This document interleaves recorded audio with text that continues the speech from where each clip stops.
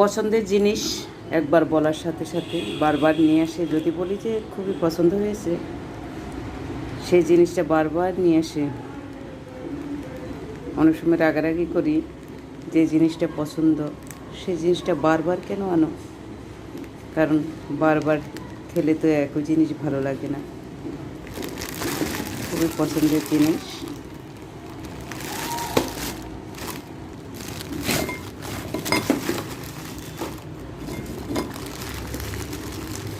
খুবই সুন্দর।